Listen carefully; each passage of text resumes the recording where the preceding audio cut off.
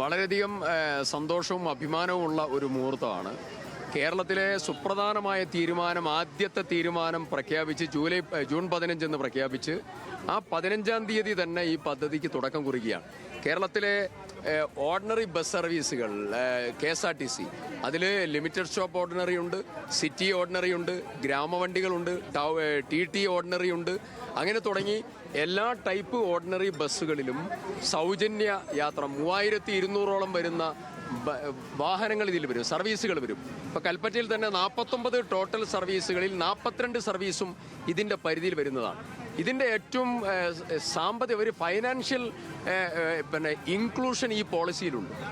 അത് 800 കോടി രൂപ ഒരു സാമ്പത്തിക വർഷം കേരളത്തിലെ വീടിൻ്റെ ധനകാര്യമന്ത്രിമാരുടെ അമ്മമാരുടെ കൈകളിലേക്ക് ഏൽപ്പിക്കുന്ന ഒരു സ്കീമാണ്.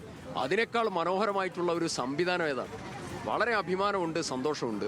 ഇത് കണ്ടില്ലേ, ഇപ്പം ഇന്ത്യയുടെ അഭിമാനമായിട്ടുള്ള ക്രിക്കറ്റ് താരമാണ് ഷജന. നമ്മുടെ വയനാടിൻ്റെ പെൺ കരുത്താണ്, വയനാടിൻ്റെ സ്പോർട്സിൻ്റെ കരുത്താണ്, വയനാടിൻ്റെ എല്ലാമാണ്, നമ്മുടെയൊക്കെ അഭിമാനമാണ്. അപ്പോൾ ഷജന ഇന്ന് രാവിലെ ഈ പരിപാടിയിലെ മുഖ്യാതിഥിയായി നമ്മളോടൊപ്പം പങ്കുചേരുകയാണ്.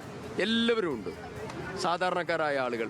ഇനി കേരളത്തിലെ സ്ത്രീ ശാക്തീകരണ അവരുടെ അന്തസ്സും അഭിമാനവും ഉയർത്തുക എന്നുള്ളത് ഓരോ സർക്കാരിൻ്റെയും ധർമ്മ ഉത്തരവാദിത്വമാണ്. ഇതൊരു ഔദാര്യമല്ല, ഇത് അവർക്ക് എന്തെങ്കിലും കൊടുക്കുന്ന പദ്ധതിയല്ല, ഇത് ഒരു അഭിമാന പദ്ധതിയാണ്. അവരുടെ ആത്മവിശ്വാസം ഉയർത്തുന്ന പദ്ധതിയാണ്. ഈ പദ്ധതി ഏറെ സന്തോഷകരമായ അനുഭവമാണ്.